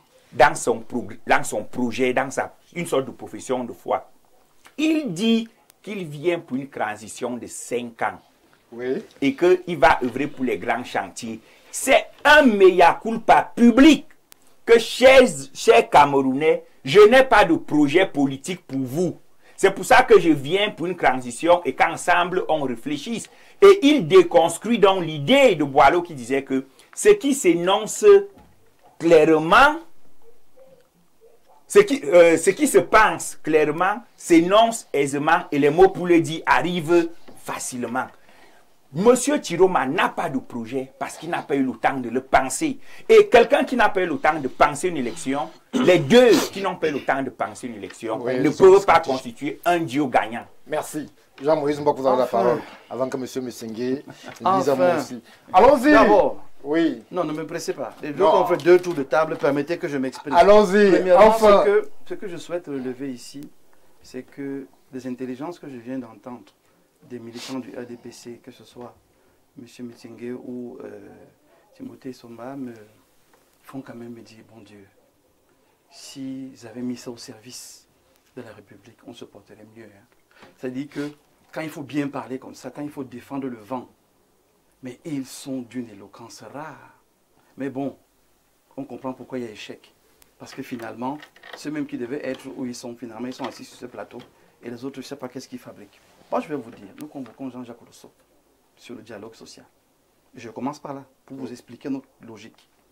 Dans le dialogue social, il est question essentiellement de 3 piliers. L'égalité, la justice, la volonté générale. Et dans la volonté générale, au fil des échanges avec les militants, les visiteurs, les différents corps sociaux qui venaient rencontrer, que ce soit le président Tiroma, je ne parlerai pleinement que de lui, et aussi les 11 autres candidats, il était question que les Camerounais s'expriment. Parce que tout le monde se plaignait de ce que le dialogue social est biaisé. Oui. On n'écoute pas les Camerounais. On fait les projets sans eux. On développe le pays sans eux. On fixe un cap sans eux. C'est pour ça que, naturellement, tous les différents programmes ont échoué. Parce qu'ils font des choses tout seuls. Et quand ça vient sur le terrain, ça ne trouve pas l'assentiment des Camerounais et il n'y a aucune action concrète sur le terrain. Alors, on se trouve dans un cas où trop de choses mal faites sont réalisées sur le terrain. Trop de choses, mais mal faites. Et finalement, on s'est dit, la rupture, c'est quoi? La rupture, c'est s'arrêter. La rupture, c'est échanger avec les Camerounais. Quand j'entends M. Somba dire que s'arrêter, parler avec les Camerounais, signifie que vous voyez qu'ils sont toujours dans la supputation. Et lui-même, il a dit la prestidigitation. Nous sommes sur le terrain et nous échangeons de manière sereine avec les Camerounais. Le premier acte, on n'a pas besoin de vous le dire, on va le RDPC où. Le premier acte que nous posons au FSNC, c'est la rupture. Et la rupture, c'est dans le discours du président Tiroma. Je ne viens pas pour régner. Je viens pour la rupture. J'assois la rupture. Maintenant, il y a la refondation. Et dans la refondation, il y a un ensemble d'éléments qui sont clairs. Quand j'entends dire ici qu'ils sont en train de parler en l'air, je comprends simplement que c'est la détresse de leur parti. Comme ils n'ont rien à dire concernant leur parti, ils sont obligés d'essayer. Moi, je ne suis pas dur. La DPC propose quoi? Je ne suis pas dur. Quand il dit, mais s'il vous plaît. Le docteur nous a rappelé la thématique. Le nom du RDPC. Merci, vous avez tiré sur nous. Je rappelle quand même le cadre. Défendez-vous le RDPC. Je suis en train de le faire, cher ami. Je suis en train de dire ceci. Personne n'a là-bas pour se défendre. Bon. C'est une manière de parler. Donc, la première chose, c'est que nous faisons la rupture. La rupture avec quoi? Avec une façon de faire, avec une façon de procéder qui n'inclut pas les Camerounais. La rupture, c'est donc s'asseoir et amener les Camerounais à se parler sur les grandes questions du Cameroun. Comment on résout la crise du Nozo? Comment on définit notre orientation dans la nation? Est-ce qu'on veut le fédéralisme ou la décentralisation? Les Camerounais doivent se parler parce que la forme de l'État ne se définit pas tout seul. On associe les Camerounais. Alors, quand on dit le peuple au pouvoir, ce n'est pas un slogan, c'est une réalité de travail. Quand donc on a opéré la rupture et qu'on sait ce que les Camerounais veulent, maintenant dans cette même dynamique-là, on va dans la refondation. La refondation, donc, c'est commencer à tout reconstruire dans la dynamique des Camerounais. Et c'est là donc que les préoccupations de Dr. Bouna interviennent sur le franc CFA, sur la géopolitique internationale, sur les rapports avec déjà la CEMAC et l'international. Tout est pensé dans le FSNC, dans un construit collégial. C'est un déficit de leadership. Je peux continuer. Vous ne pouvez pas dire, Vous ne pouvez pas dire Docteur Mbok, s'il te plaît, continue. Tout ce que vous dites, tout ce que vous dites vous engage. Que vous n'avez rien pensé Tout ce que vous dites vous engage. Et que c'est une fois que vous serez élu qu'avec eux vous allez penser. Mais où est le leadership dans cette démarche? Très bien. Votre question est intéressante. Parce que vous-même qui parlez là, je vous ai envoyé les éléments de notre parti politique. Donc si vous dites que vous n'avez rien, cher ami, vous êtes de mauvaise foi devant tous les Camerounais. Reconnaissez que vous avez le projet que je vous ai envoyé. Mais c'est un projet. Non, j'ai terminé. Vous avez le projet repose sur la transition. Je suis en train de dire ceci, Stéphane Barga. Je suis très intéressé de voir que mon candidat est sur les feux de projecteurs. Oui. C'était ce que ça vous surprend? Non, je suis intéressé. C'est intéressant. Non, personne n'aurait parlé dessus. Il y a deux Vous mois. voyez, en fait, quand on a commencé, ils ont pourru créer des problèmes dans le FSNC. Enlever le député, enlever le maire, enlever tel. C'est eux qui ont enlevé la SG, puisque la preuve des partis de leur télé dit qu'elle est dépecée depuis ses entrailles.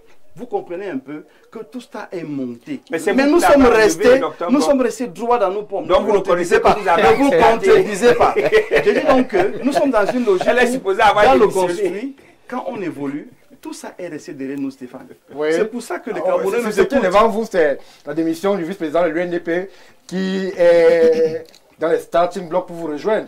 Est-ce que les gens qui nous rejoignent à 25 jours, les gens qui nous rejoignent, l'UNDP a 4 vice-présidents. Oui, il n'est pas le plus influent. Nous avons justement Soulé Onoyolo qui aussi confirme justement cette démission-là, puisque la rédaction centrale du journal Le Messager a eu l'honneur de recevoir ce communiqué-là. Est-ce que vous ne vous tirez pas le mal dans le pied lorsque justement un poids lourd, bien que Timothée Soma dise le contraire, de l'UNDP vous rejoint alors que vous êtes censé conclure ou alors vous savez, travailler avec le président Bello pour que vous puissiez avancer? Quelqu'un a dit sur ce plateau qu'on ne va pas tout vous dire. Comprenez ça. Vous savez, mais là vous n'avez pas regardez ce qui se passe dans l'opposition aujourd'hui. On a un construit d'une intelligence qui surprend même nos ennemis en face.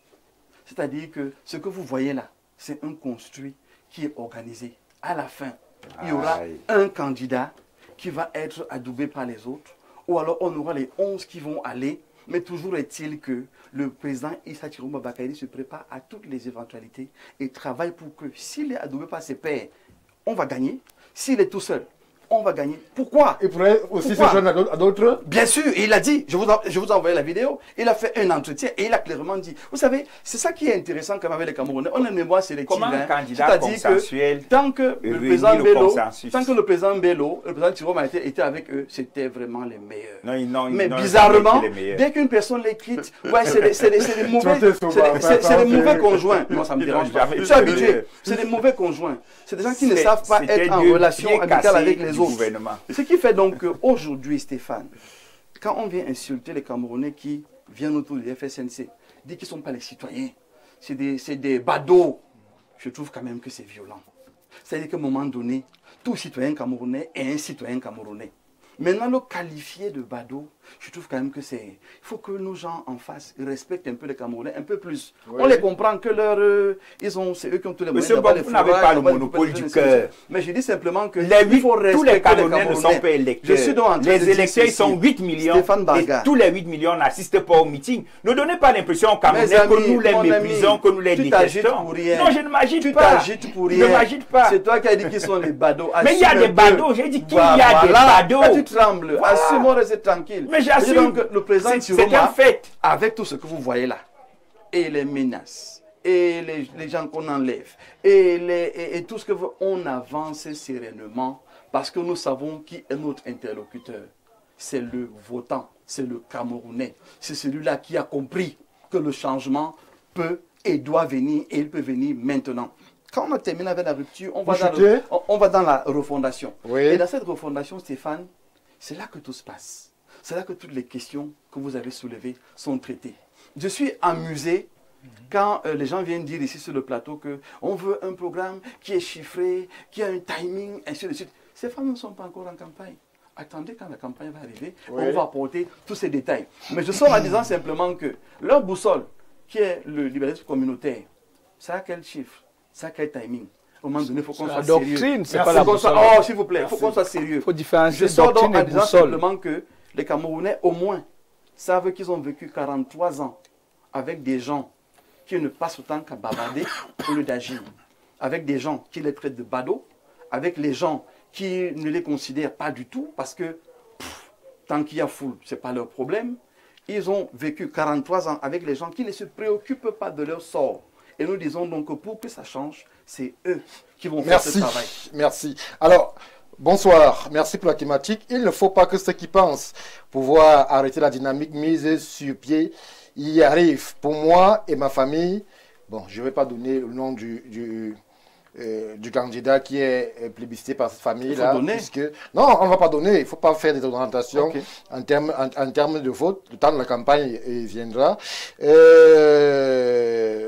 Ni Issa, ni Bello ne peuvent diriger ce pays. Allez dans la localité et vous comprendrez pourquoi. Je préfère ne pas relayer le qualificatif de fin. Bonsoir Stéphane Baraga et à ton panel. Un Joe Bello et Chiroma ne peut pas être gagnant. Je vous assure que ce duel mise uniquement sur le Grand Nord. Mais soyons réalistes, quand le LPC va lancer sa campagne, dans le Grand Nord, ce sera explosif. Joseph Densimeyon. Bonsoir monsieur Stéphane Baga, j'aime beaucoup l'émission. Vraiment que monsieur Issa Chiroma ne vienne pas distraire les Camerounais. Il n'a pas de projet politique. Je suis à Douala PK10. Non, les deux, Issa et Bello, doivent laisser les Camerounais, doivent laisser le pays à un jeune Camerounais qui va nous donner un souffle nouveau. Ils sont déjà assez âgés, c'est votre avis. Bonsoir le plateau, à écouter le porte-parole de l'inénarrable Chiroma sur le plateau, on comprend bien que ce pays est vraiment perdu. Il faut avoir du courage pour être le porte-parole de ce monsieur. Est-ce à dire que tous les Camerounais... Non, on ne va pas relayer ce type de contribution. Ce n'est pas le moment. On construit un pays. C'est le travail qui est aussi le nôtre sur ce plateau. Bonsoir, monsieur le modérateur. Je vous prie de demander au monsieur en veste bleue de débattre des idées. Pourquoi? Il est là pour débattre. Le thème parle des hommes. Bello et Chiroma, le thème ne parle pas des idées. Bonsoir Info TV. Tous les délégués régionaux et départementaux du Nord sont membres du FSNC. Aucun n'a démissionné et changé les plaques des véhicules CA pour faire la campagne. C'est Ibrahim depuis Garoua. On va préférer aller nous-mêmes vérifier, Ibrahim. Mais moi, j'ai vérifié. Bonsoir le plateau. Le communicant de Chiroma devient de plus en plus hautain. C'est 12 candidats à la présidentielle. Pourquoi vous invitez que ce communicant de Chiroma? Alors, on va bien faire la précision. Ce n'est pas le communicant de Issa Chiroma. C'est le porte-parole de Issa Chiroma. Je crois que pour ceux qui ont l'habitude des campagnes, il n'y a personne. Et là, je parle devant lui, à moins qu'il me dise le contraire, de plus à même apte à justement donner le fond de la pensée du président Issa Chiroma. Je ne vous donne pas la parole, Timothée Somba. Vous n'avez pas la parole. Non, vous n'avez pas le biscuit. Vous n'avez pas le biscuit. Je vais oublier. Oui, vous allez oublier. Vous n'avez pas le biscuit. C'est quelqu'un qui vous fait de la publicité, quelqu'un qui a été ministre pendant plus de 20 ans. Pour qu'il nous montre ce qu'il a fait. Pour moi, Chiroma n'est pas un événement. Merci. Je préfère m'en tenir à cela. Bonsoir le plateau. Le LDPC a échoué dans... Le temps de la campagne arrive. Le temps de la campagne arrive. Bonsoir, monsieur le modérateur. Les représentants du LDPC se trompent sur tous les plans. Issa Chiroma, à l'heure actuelle, est le meilleur. Comprenez que Maroua sera aux couleurs FSNC. Le temps de la campagne, je le dis toujours. Le DP perd le fil de ses idées parce qu'il a préenregistré son discours. Non, je ne crois pas. Le DP est pertinent et cohérent. Bonsoir, ces derniers ne sont pas aussi supportés comme on le pense. Ils ne font même pas les 1/4 de l'électorat dans le Nord. J'ai eu la possibilité d'assister et participer à la signature des contrats douane mairie à Maroua. Et je vous assure, ce territoire est vraiment la fille aînée du renouveau. Merci à vous Théophile. On va laisser le temps de la campagne et on ne saura plus. C'est sur le terrain. Simon Messengue, est-ce que c'est le candidat qui vous connaît le mieux et qui vous fait le plus peur? Il a fait autant d'années au gouvernement. Il a été porte-parole du gouvernement. Ça veut dire qu'à ce niveau de responsabilité, on a un accès direct, bien qu'il l'ait dit, démenti quelques années plus tard avec le président de la République. M. Chiroma a été au front lorsque l'on évoquait les questions inhérentes au NOZO. Il a géré des dossiers sensibles. Est-ce que c'est celui qui vous connaît le plus, qui certainement fait le plus peur aussi? Écoutez, le RDPC n'a peur d'aucun candidat. Ça, il faut le savoir. Quand vous suivez un candidat qui vous parle dans un État comme le Cameroun, il vous parle de transition, ça veut dire qu'ils courent à côté de la piste. Quand vous êtes dans un État comme celui-ci, il y a trois sorties. Soit c'est la continuité avec le président en place, oui, ce qui est pratiquement déjà le cas. Soit c'est l'alternance. Ça veut dire que vous avez un même système, mais la personne change. oui. Soit c'est l'alternative et le système change. Mais vous voyez des gens qui vous disent que pour un État stable, reconnu sur le plan international, vous parlez de transition. Ça veut dire que c'est la distraction. C'est-à-dire qu'on est en train de distraire les Camerounais. Et les Camerounais sont là. Ils suivent. Le président Chiroma serait donc un acteur de la distraction. C'est un sophiste. Il parle bien, mais il n'y a rien, il n'y a aucun contenu. La preuve, il nous parle de transition. Vous l'avez pourtant utilisé, vous, LDPC, pendant des années au gouvernement. Écoutez, vraiment. Après, on ne le Écoutez, il faut qu'on comprenne très bien la logique des choses. Vous ne pouvez pas vouloir diriger un pays en le méprisant, en méprisant ses efforts. Vous semblez refuser son passé en tant que membre du gouvernement.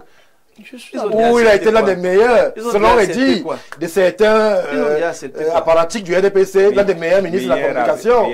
Alors, je préfère vous dire une chose. Oui. Le président Chiroma est un bon homme politique, mais un piètre gestionnaire.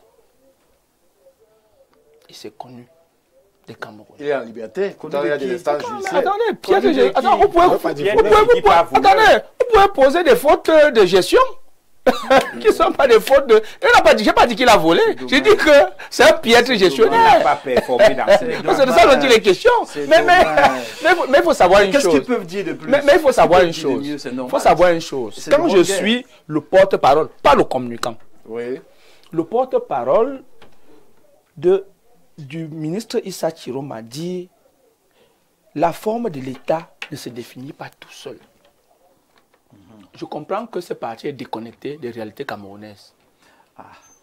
Vous avez le monopole de l'organisation d'un pays. Écoutez, je rappelle... Ne vous prenez pas pour ce que vous rappelle juste... C'est des humains qui ont défini la forme de l'État. Je rappelle juste les faits historiques. Oh, les faits historiques. 1er octobre 61. Oui. Référendum. Hein? Le référendum, c'est quoi? C'est une élection où le peuple souverain se prononce en faveur d'un sujet. Ils se sont prononcés pourquoi? Pour un État fédéral. Maintenant, le 20 mai 72, oui, un autre référendum. Oui. Mais de quoi parle le FSNC? Du troisième Vous référendum. parlez, écoutez, il n'y a pas eu 3 réfondums, c'est 2 référendums. On va mettre un État militaire. Écoutez, vous avez dit, tout seul. mon Dieu, je crois que, je Oh comprends que vous êtes déjà déconnecté. Mais je voudrais dire ceci, le Cameroun est debout. Le Cameroun est un État stable, respecté du Conseil des Nations. Et la preuve... Stéphane, je croyais qu'il disait que écoutez, vous voyez, au lieu de dire les choses directement, il faut essayer de donner une impression. Mais apprenez à parler droit, cher ami. J'ai dit qu'on peut faire ce travail. Vous dites que ça a été fait et que vraiment, ce qu'ils veulent le faire, c'est... Mais attention, au sérieux, Stéphane. Jean-Maurice Bocco, permettez au représentant du LFC de dérouler son propos. Je dis que s'il le déroule sans m'indexer, qui le déroule. Mais s'il m'indexe et il me colle des propos, je l'interromps. C'est ça un débat. S'il vous plaît. Alors, essentiel. Je voudrais dire ceci. Qui n'a l'essentiel? Ce n'est pas vous qui décidez de comment il doit aller à l'essentiel. Je suis en train de débattre. Il me semble que nous sommes dans un débat ouro-africain, un débat panafricain. Je suis en train de dire ceci.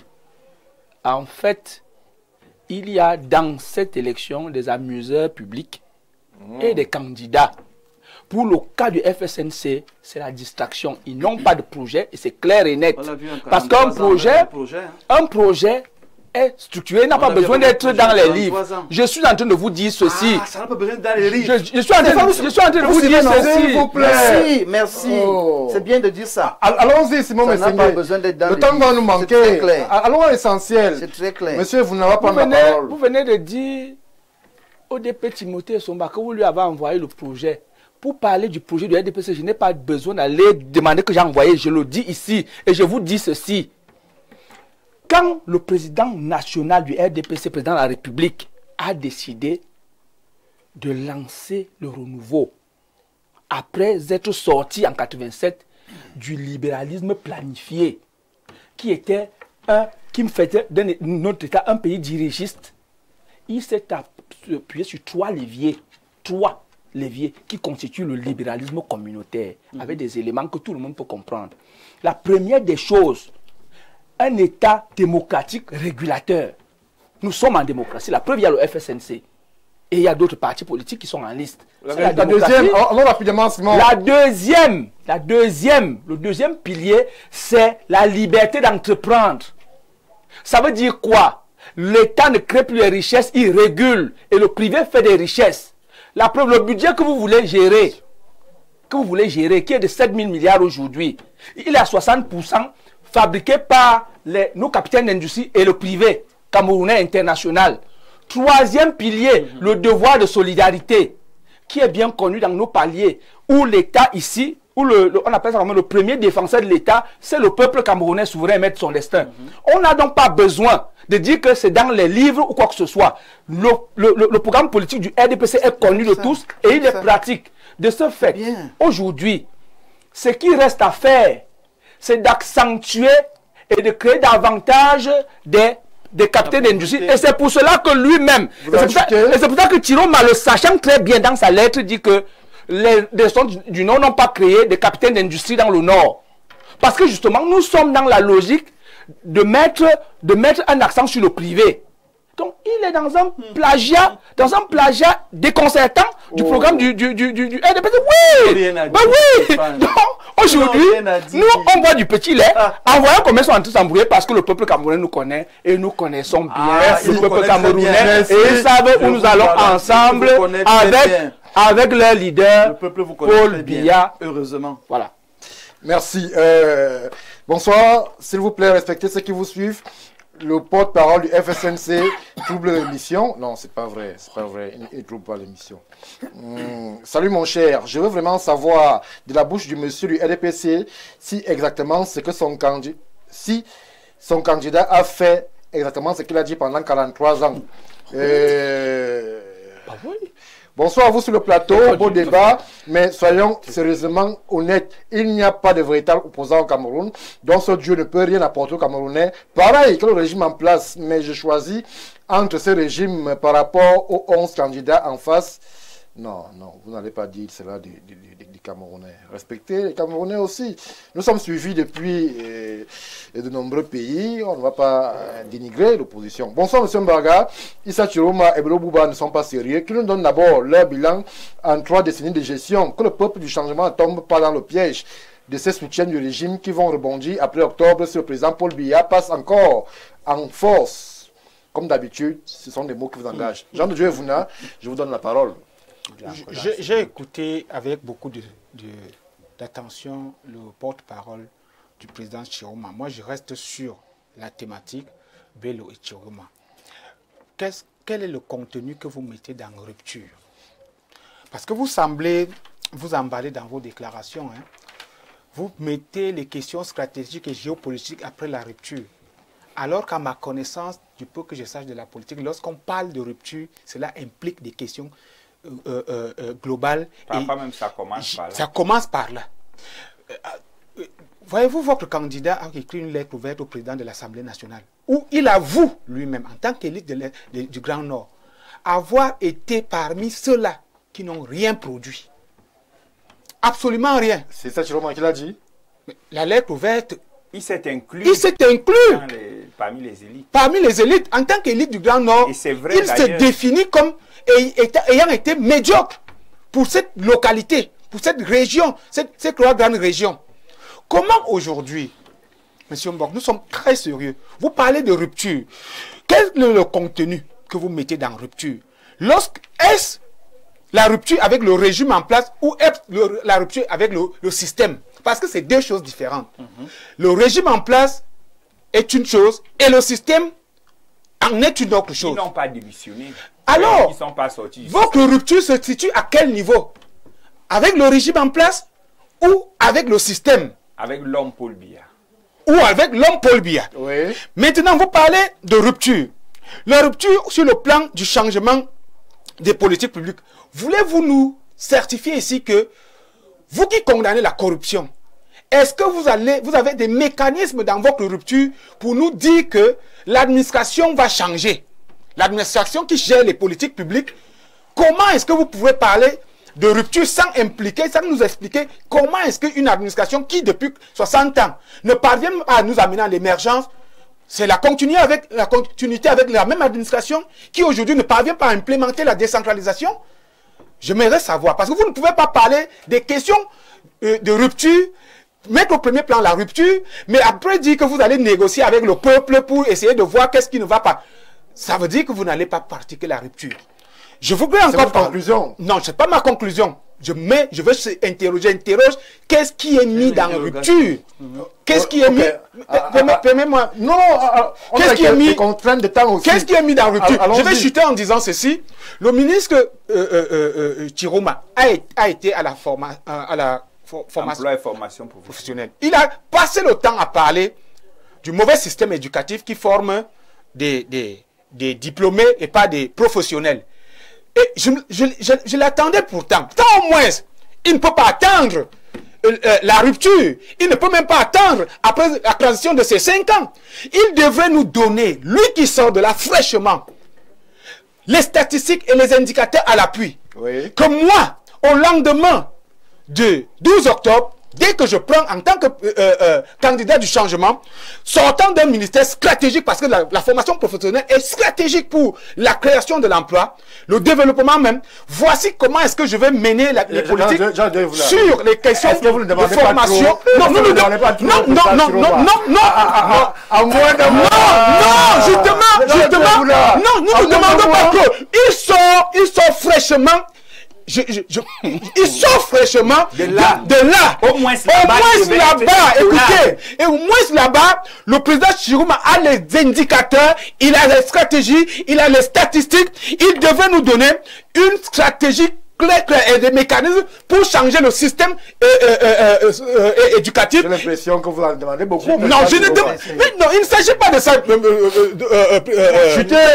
Il devrait nous donner les mécanismes. Comment il va parvenir au lendemain du 12 octobre pour qu'il ait dans les 5 ans de transition, des professionnels et non des diplômés. C'est parce que justement, merci pour la pêche. J'arrête avec une anecdote. L'anecdote, c'est que lorsque Moulouna Foutsou est nommé ministre par intérim au ministère de l'Emploi et de la Formation professionnelle, j'ai une connaissance qui bosse là-bas, qui s'en offuse. Voici ce qu'elle me dit. Celui qu'on a nommé pour remplacer Chiroma là, il veut montrer qu'il travaille trop. Notre père ne nous bousculait pas comme ça. Elle dit quoi? Pour dire que Chiroma était un homme de l'inertie. Et l'inertie, permettez-moi, c'est pas être quantifiable. Vous avez dit... J'ai dit une anecdote. J'ai entendu. Non, je ne peux pas payer l'anecdote ici. Non, mais j'étais hier à Bruxelles. C'est pas un barga. Vous ne voulez pas la vérité? Pourquoi vous n'aimez pas la vérité? Et l'inertie de Chiroma, qui fait que lui et Bello ne peuvent rien incarner, c'est que Chiroma a écrit une lettre aux investisseurs internationaux pour leur dire de ne pas investir dans le septentrion, en évoquant les motifs d'insécurité. Non, c'est une lettre officielle, je l'ai dans mon téléphone. C'était dans quel contexte? Ce n'est pas un problème de contexte, permettez que les téléspectateurs le sachent. Lorsque vous êtes ministre de l'Emploi et de la Formation professionnelle, et que vous savez les efforts que l'armée du Cameroun déploie pour que les gens investissent, vous ne dites pas à l'investisseur, ne va pas investir là-bas. Vous dites à l'investisseur, viens investir. Le gouvernement camerounais, fier de son armée, va t'accompagner pour que les investissements fonctionnent. Lorsque vous êtes ministre de l'Emploi et de la Formation professionnelle, vous faites du lobbying auprès des hommes d'affaires, auprès des opérateurs économiques, parce qu'aujourd'hui, on a libéralisé l'école. Moi, je vais citer un cas. Je connais deux personnalités de la République. Le SG du ministère de la fonction publique et le ministre de la Santé, qui ont fait le lobbying auprès de tous les hommes d'affaires ressortissants de leur localité pour qu'ils ouvrent les écoles de formation dans les professions de médecine. Parce qu'on s'est rendu compte que cette zone du pays souffrait de cela. Il fallait que les gens qui veulent se former en médecine et soins de santé viennent dans le Grand Sud. Mais ces deux ont fait le lobbying auprès de leurs frères. À l'heure où je vous parle, il y a beaucoup de centres de formation professionnelle et des IPES spécialisés dans les soins médicaux. Ça veut dire que le ministre Chiroma, tout comme le ministre Bello, aurait pu faire un lobbying auprès des opérateurs économiques pour qu'on ouvre des centres de formation professionnelle là-bas, pour qu'on ouvre des hôtels. Le ministre Bello, ministre du Tourisme, n'a même pas pu faire qu'on un opérateur privé ouvre un hôtel dit de ce nom là-bas. Lorsqu'on veut parler des 43 ans, est-ce que les Camerounais savent que le président Ahidjo a signé les accords de 60 ans avec la France? Accords castrateurs pendant 60 ans. Lui-même a subi ces accords pendant 25 ans. Et il a fallu que le président Paul Biya subisse aussi ces accords. Donc, lorsque l'on veut parler de la gestion d'un État, ce sont des indicateurs que l'on doit connaître. Parce que si on ne connaît pas ces indicateurs, on va biaiser le jugement. L'enjeu de l'élection de 2025 est lequel? L'enjeu de l'élection de 2025 est la totale libération du Cameroun du joug néocolonial. Vous ne pouvez donc pas être un duo qui veut incarner la libération du Cameroun.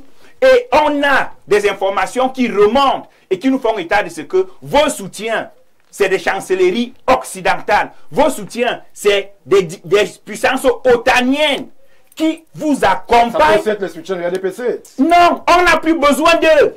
On n'est pas sorti des accords de 60 ans pour entrer à l'Union européenne. Merci, le Cameroun a levé les accords de partenariat économique parce que nous n'en voulons plus. On va compris. Nous maître de notre destin. On va compris. Merci. Il va s'étouffer. Permettez-moi de donner d'abord une contribution. Je suis comme Chiroma. Bonsoir Stéphane et à tout votre panel. Pourquoi les RDPCistes qui sont sur ton plateau sont agités lorsqu'on parle de M. Chiroma? J'ai comme l'impression que la démission de M. Chiroma leur fait mal. Oh là là, vous n'allez pas appeler. Ça va être impossible si on continue comme ça. D'autant plus que le temps va nous manquer. Leur fait beaucoup de mal parce qu'ils sont déçus qu'il ait le vent en poupe. Aujourd'hui, qu'il ne fait plus partie. Pourquoi il lance des pierres comme ça? J'ai comme l'impression que M. Chiroma est un caillou dans leurs pieds. Merci à vous, Madame Oum. Vous êtes une fidèle téléspectatrice et c'est pour ça que j'ai pris tout ce temps. Et non des pierres, Madame Oum. Ce message.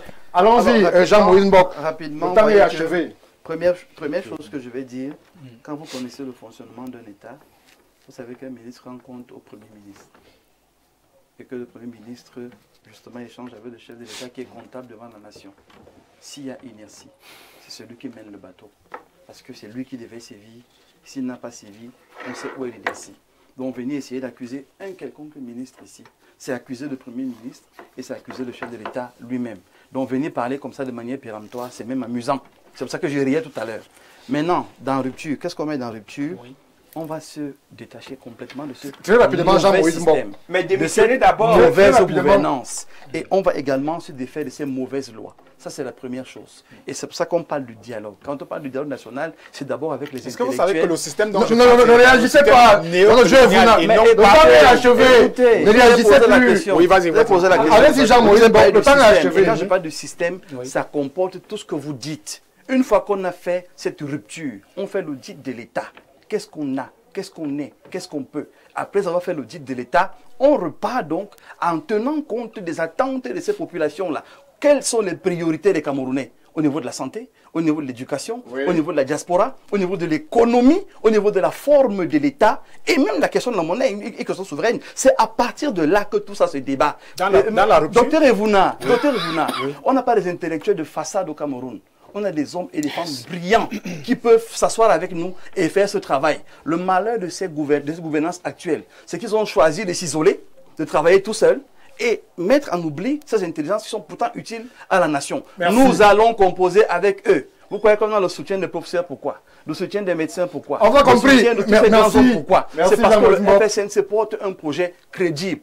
Eux, au moins, ils viennent nous poser des questions et on leur répond. Nous sommes donc sur un plateau où on a des gens qui prennent plaisir à crier. On vous a compris. Nous nous disons de manière très simple et très à l'aise. Tous ceux qui ont besoin d'avoir ample information, nous sommes ouverts, nous sommes disponibles et nous sommes dans la rupture déjà. Merci. Merci à vous, monsieur Patrick Ansiga, pour justement votre message. Il sera relayé en temps opportun. Merci de penser à nous et de nous écrire. Merci aux millions, et je pèse mes mots, millions de spectateurs qui justement ont réagi sur ce plateau. Nous sommes dans l'impossibilité de revenir sur vos différentes contributions. Mais c'est une preuve que sur Info TV, nous sommes les meilleurs et nous sommes véritablement au cœur de la présidentielle qui justement appelle le peuple camerounais à la raison, au choix, à la tempérance, surtout à croire à un projet.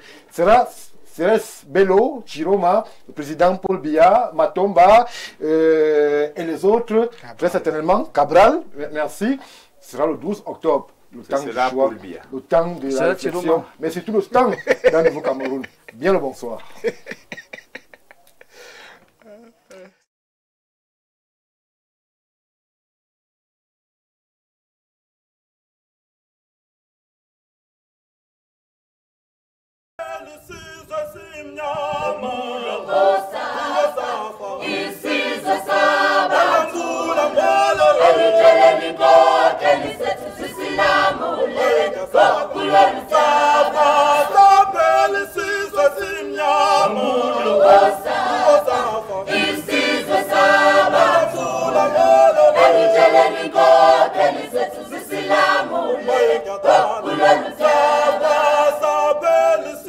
Simnyama